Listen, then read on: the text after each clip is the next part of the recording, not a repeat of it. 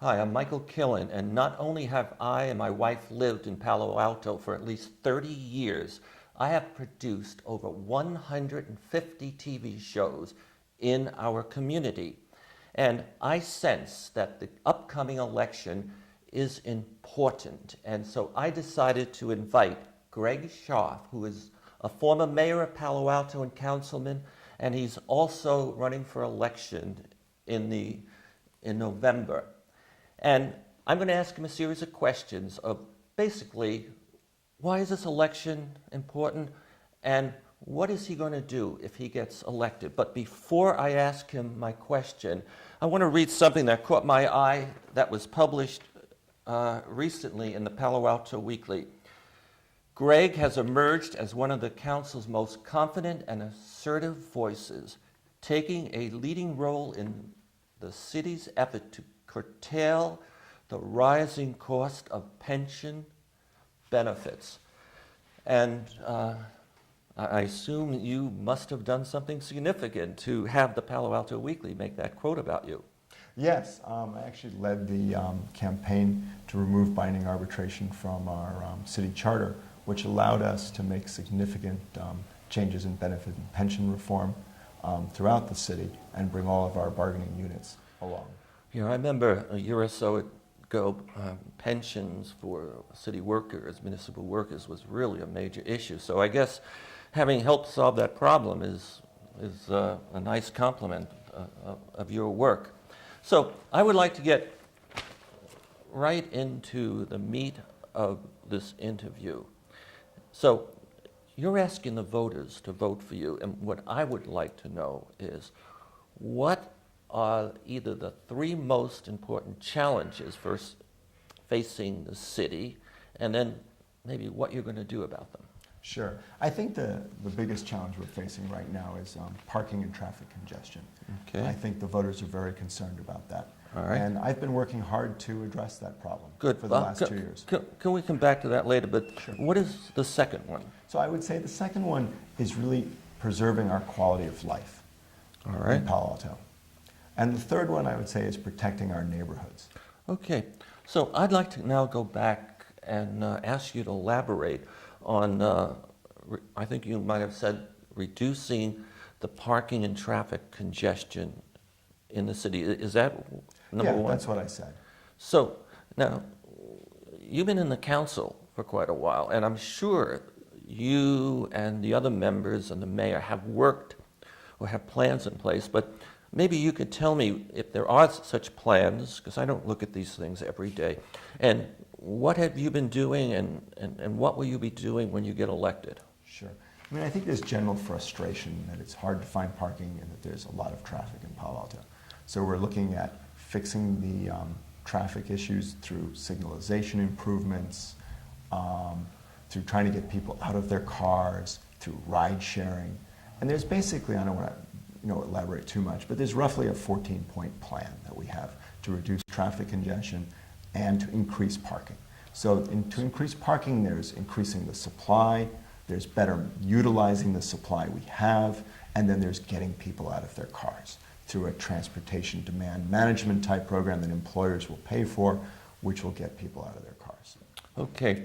Now, this 14-point plan, you support it. Yes. And you're going to help drive it forward. Absolutely. And I'm sure there are some elements of it that not everyone likes. Would you agree, the voters, or so not? No, I think everyone likes the various plans that we have. I don't think there's been any real opposition to them. I think it's really just coming up with a comprehensive plan that works. I like what you said. It's good if the people like something, and you're going to push like anything to successfully implement the reducing congestion of parking and traffic. That's one of your... Absolutely. Good. I think the concern among the voters more is how quickly this happens. You know, when you're sitting in traffic, you're frustrated. Yeah. When you drive downtown Palo Alto and you can't find a parking space, you're frustrated. And it's how quickly we can get those things in place. You raise quickly. I drive through Palo Alto almost every day. When am I going to start to see some progress from your work? You know, it's going to take a little while, but I would say in the beginning of 2015. Okay. And yes, I want to say, I mean, adults know problems like traffic congestion are not solved overnight. Okay, so I like that. Now, the second goal or objective or need that you said you're working toward is preserving the quality of life in Palo Alto. Now, that's a big statement, and could you shape it for me, help me understand what you're referring to? So, it's the little things in life that make a difference. We've put Wi-Fi in Cogswell Park, for instance. Hopefully we're going to get Wi-Fi in all of our parks. We've banned smoking in the parks. We're looking at banning smoking in more of our commercial areas. We went ahead and put in a percent for art for new projects so that we'll get new public art projects in all new developments. It's the little things like that in improving the quality of life. And obviously traffic and parking are quality of life. It's increasing our parks. We put in a magical bridge playground for disabled children in one of our parks. It's making those little investments that overall enhance the quality of life in Palo Alto. So these are all social developments and enhancements to the community. And I like it. And as you know, I'm the artist who joined Don Quixote to the battle of climate change. And so I like that you're put money aside for building projects that include art, which is really very important. So, and I think I'd like to add one thing sure. to that. And it's not just that, take a look at what we've done on climate change, since you mentioned it. We now have 100% carbon neutral electricity in Palo Alto, which is a major accomplishment. And if you combine that with the fact that our rates are 25% below PG&E, and we did this without any rate increases in the last 5 years, that's really a phenomenal achievement. Yes. So I want to make a statement about reducing the carbon footprint. And, I've been around Sid Espinoza, former mayor, and Pat Berg, Joe Simidian, and everyone says it is important that Palo Alto be a leader in combating climate change. Yes, and it sounds like you want us to continue to be a leader. Oh yeah, no, I've been working hard on that, and Palo Alto's been responding. We are actually one of the leading greenest cities in America, frankly. We've reduced our carbon footprint a lot. I don't remember exact details, but tremendous amount. It's good to be a leader because the rest of the world looks at leaders and they try to emulate them or outdo them. And that's good. And needless to say, greenhouse gas is not just a local state, it's a global thing. We need the rest of the world. Okay, enough of that. One more point Sure. that I think is really useful is that we're actually redoing our climate action plan because we've met all of the goals in the current climate action plan. And, it's a phenomenal achievement to have met them this number of years early. Yes, I'm really, I'm into the climate, so I'm really glad to hear it. So far, I've heard reducing congestion of parking and traffic, improving the quality of life in the city, and we have one other.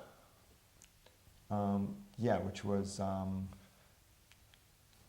So I could call it protecting our neighborhoods. Protect our neighborhoods. I like all of them. So are there any other initiatives, objectives, things you're going to work toward when you get elected? Yeah, I think we should just touch briefly on protecting our neighborhoods.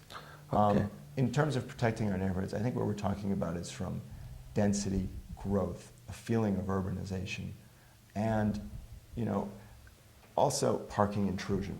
There's big issues with people parking their cars in people's neighborhoods, and I think we need to resolve that with an RPP, which is a residential permit parking program, and allow the neighborhoods to choose whether or not they want to do that, and that should be in place in the beginning of 2015. Okay. Reducing congestion, protecting the neighborhood, protecting the quality or enhancing the quality of life in Palo Alto. Yeah, and then I think you said there was some more. I think there's probably a couple more things we should focus on. Like what? One would be investing in infrastructure. We have developed a plan to fully fund our infrastructure needs in Palo Alto. And that includes getting a new public safety building. Our current public safety building is seismically unsafe. And in an earthquake, that's not what you want going down with your police and fire. So it's critically important that we continue to focus on that. When we get a new public safety building built, we get new fire stations built, and that we continue to invest in our infrastructure, paving our roads, fixing our sidewalks. Yeah. And here, I heard the word fiscal responsibility, but you have a plan to enhance the infrastructure of this city without increasing debt and.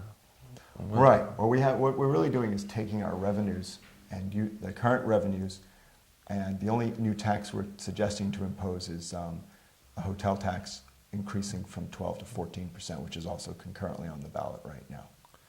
Oh, interesting. And that doesn't necessarily impact people who want to come here and stay in a hotel, because this city is a mecca. People have to come here from around the world, and okay, that's good. So you asked the question about where the money comes from. Back in 2010, 2011, we laid the groundwork. We cut $13-14 million out of the budget. We enhanced city services. And now with the increase in revenues, those revenues are available to fund our infrastructure that we haven't funded for 25 years. And that's really where that money comes from. Okay, that quote again from the Palo Alto Weekly says, in effect, you've done some interesting, important things, and you have your act together. So I would just like to ask one more question. Who's endorsing you? Oh, lots of people are endorsing me. The Sierra Club's endorsing me. The League of Conservation Voters are endorsing me. The Santa Clara County Democratic Party is endorsing me. I've got a lot of former mayors, current council members, all 5 school board members are endorsing me. Carol Harrington is endorsing me. So in terms of former mayors, you have Sid Espinoza, Laney Wheeler, Byrne Beecham. You have Liz Niss is endorsing me. Larry Klein is endorsing me. Mark Berman is endorsing me. And Vic Ojakian is endorsing me. He's a former mayor. And I think on the endorsements, I also have a bunch of neighborhood leaders. I have Annette Glankoff, who is the Midtown Residents Association. And then from Palo Alto Neighborhoods, I have Sherry Furman endorsing me. And I also have land use watchdog Bob Moss endorsing me. Okay. So it's a wide spectrum of people throughout Palo Alto who endorse me. So that's amazing. And I hope all of them and everyone who respects those individuals go out and vote. And I also... and I forgot, I have Joe Simidian and Jerry Hill and Rich Gordon, our state senator, assemblyman, and our local supervisor. Yeah, that's wonderful. I hope everyone goes out and votes. And I also want to add, since I'm impressed, I also endorse you. Well, thank you very much. So I wish you luck, and I hope the city of Palo Alto goes out and votes. And thank you. Thank you.